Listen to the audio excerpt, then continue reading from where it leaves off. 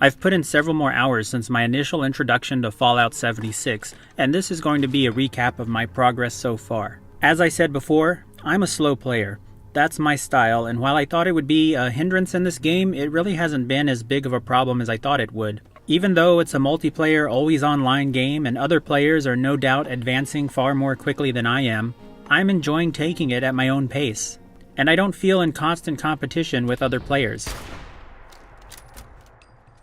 I've mostly been setting up camp and gathering resources. I'll do a more thorough video on my camp later, so be sure to subscribe if you're interested in that. But I will note that for about 5 or 6 straight logins after setting up camp in this little spot, I never had any issues with it getting packed up, until recently. A lot of players are complaining about their camps getting packed up when someone else has already built something in the area on the server. I think there are 2 reasons I was pretty lucky with this. First, I picked a mundane, low-demand area. Most players are probably setting up on resource deposits or along the river. I put my camp off a random road where the only resource was pretty much this log. The other thing is, I'm on Xbox, and it seems like there are way fewer Xbox players than on other platforms. And that might also be why I haven't had a big issue taking it slow. Even though this is an online game, it doesn't really feel like it. Rarely do I encounter any other players, so I can pretty much just keep to myself. In my previous video, I talked a little about my efforts to complete daily and weekly challenges. They're proving harder than anticipated because several challenges will have very specific requirements. But I did manage to earn a few more atoms, and I spent a long time recently dabbling with workshops. I've been sticking with the Billings Homestead. I might explore some others later, but this one was good practice. I used it to mine some copper and gold while I played. Since the turrets for defense take a bit of oil, I tagged oil for search. I spent a lot of time looking for random oil junk here and there. I imagine there's probably a better source of it, but like I said, I'm slow. I also found a few bobbleheads, and I started bulking some resources, hoping to save some weight, though the jury seems to still be out on whether or not that's effective. The other reason for bulking was to sell to vendors. Which brings up one big sore point for me. In Fallout 4, I had all the caps. That's how I like to play. I hoard, I mass produce, and I sell. I rake in the caps. That's hard to do in Fallout 76. First, the vendors absolutely suck. They pay peanuts, and they're limited to 200 caps per real-world day per vendor faction. The other option would be trading with players, and I did try that. I think I even made a sale or 2. Thing is, the trading system sucks too. So all this work gathering expensive resources, and what good is it? Remember how I said the vendors have a 200 cap limit per faction? Well, since I haven't explored much, I only have access to 2 faction vendors so far.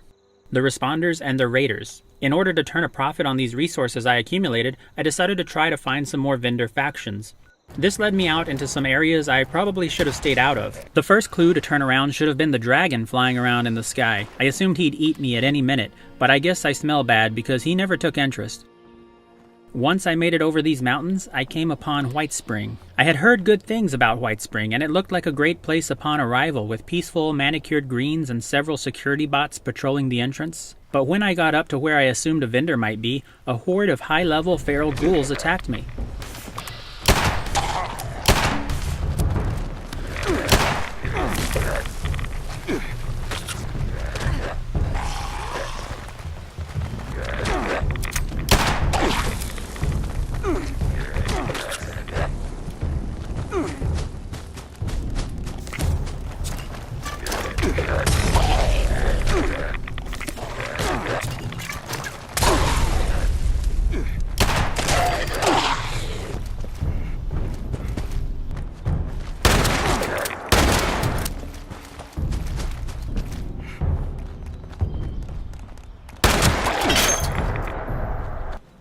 I only managed to survive because I made it back to the gates where White Spring's robot security helped out.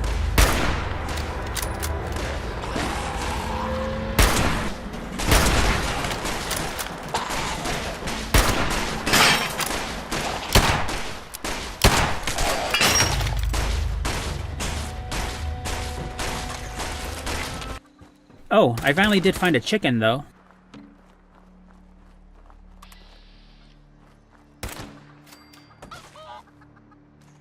So that's essentially where I am now. I got sidetracked from the main quests by the workshop, by my search for vendors, and just wandering about looking for oil one scrap at a time. Still, I did manage to level up a few times, which brings me to perks. I don't know what I'm doing, and while I like the trading card idea, I wish it were better implemented. It's hard to tell what you have and what you should work toward. It's hard to switch loadouts, and sometimes I forget to equip the most optimal cards for the right situation.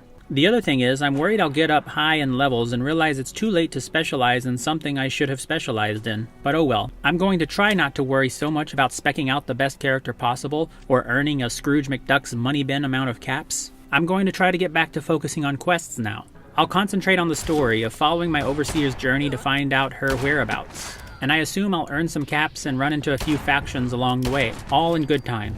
Good news is, Bethesda has finally responded to player concerns. They've laid out plans to address some of the biggest problems soon. The next patch will expand the stash limit slightly, and the problem with camps getting packed away will be addressed soon too, by giving players the option to look for another server if their camp spot is taken. So I'm definitely looking forward to that. If you want to follow along with my Fallout 76 journey, please subscribe. I'll be posting regular updates as I play through the game. Thanks for watching.